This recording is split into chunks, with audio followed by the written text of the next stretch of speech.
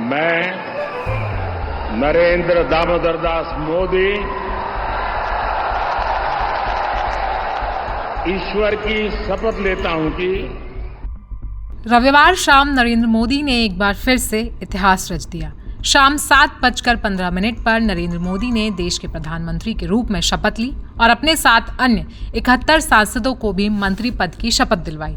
देश की राजधानी दिल्ली में राष्ट्रपति भवन पर 8000 से ज्यादा मेहमान इस ऐतिहासिक पल के गवाह बने। हालांकि 2024 में घटित हुई इस सरकार को बैसाखी वाली सरकार कहा जा रहा है, क्योंकि ये सरकार ज्यादातर नीतीश कुमार और चंद्रबाबू नायडू पर निर्भर है। लेकिन आपको भूलना नहीं चाहिए कि अभी भी इसकी कमान नरेंद्र मोदी के ही हाथ में है और ये शपथ ग्रहण के टाइम साफ हो गया जब मोदी ने अपने सारे करीबी मंत्रियों को शपथ दिलवाई। खैर, इस समय सबसे ज्यादा चर्चा जिस चीज की है वो है उन चेहरों की जो पहली बार मोदी कैबिनेट में शामिल हुए हैं। तो वहीं मोदी कैबिनेट में 7 महिलाओं को भी जगह दी गई है, जिनमें से 2 कैबिनेट मंत्री होंगे। खैर, महिला मंत्रियों में इस समय जिसकी सबसे ज्यादा चर्चा है वो है निर्मला सीतारमण और अन्नपूर्णा देवी। इस वीडियो में हम आपको बताएंगे अन्नपूर्णा देवी के बारे में।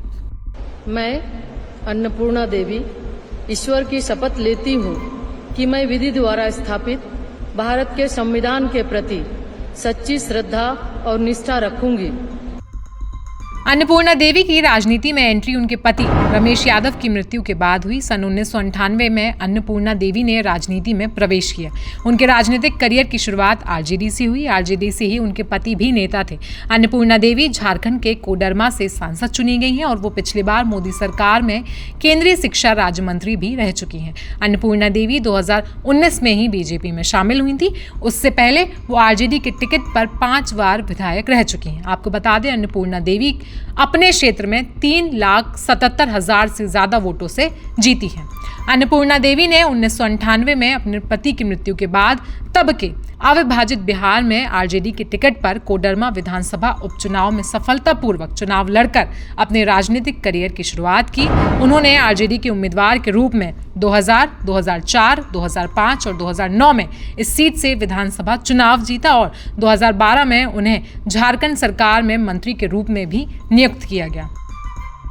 अन्नपूर्णा देवी ओबीसी समुदाय से आती हैं और इसलिए कोडरमा लोकसभा सीट की 6 विधानसभा सीटों में उनका अच्छा खासा प्रभाव देखने को मिलता है। देखा जाए तो झारखंड में इस साल के अंत तक विधानसभा चुनाव होने वाले हैं। ऐसे में अन्नपूर्णा देवी इस समय एक बहुत इंपॉर्टेंट रोल अदा कर सकती हैं।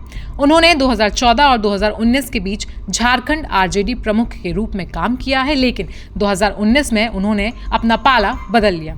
उस वर्ष पहली बार कोडरमा से अन्नपूर्णा देवी ने लोकसभा चुनाव लड़ा और झारखंड विकास मोर्चा के बाबूलाल मरांडी को पूरे 4.5 लाख से ज्यादा वोटों से हरा दिया। एक सांसद के रूप में अन्नपूर्णा देवी ने लोकसभा में कई बहसों में सक्रिय रूप से भाग लिया है। उन्होंने सरकार द्वारा बचाए गए बच्चों के कौशल विकास पर काम करने का आग्रह किया है ताकि ये सुनिश्चित किया जा सके कि वे अपने माता पिता के साथ फिर से मिल सकें। आपको बता दें कि रविवार को मोदी के अलावा 71 सांसदों ने भी मंत्री पद की शपथ ली, जिनमें 37 नए चेहरे हैं, तो वहीं 34 पुराने चेहरों पर इस बार नरेंद्र मोदी ने अपना दांव लगाया है। इसके अलावा अनुराग ठाकुर, पुरुषोत्तम रुपाला समेत 6 चेहरे ऐसे हैं जो चुनाव जीतकर भी इस कैबिनेट का हिस्सा नहीं बन पाए। आप पूरे मामले पर क्या राय रखते हैं, हमें कमेंट सेक्शन में जरूर बताएं। साथ ही साथ देश और दुनिया की बाकी खबरों के लिए देखते रहिए जनसत्ता। धन्यवाद।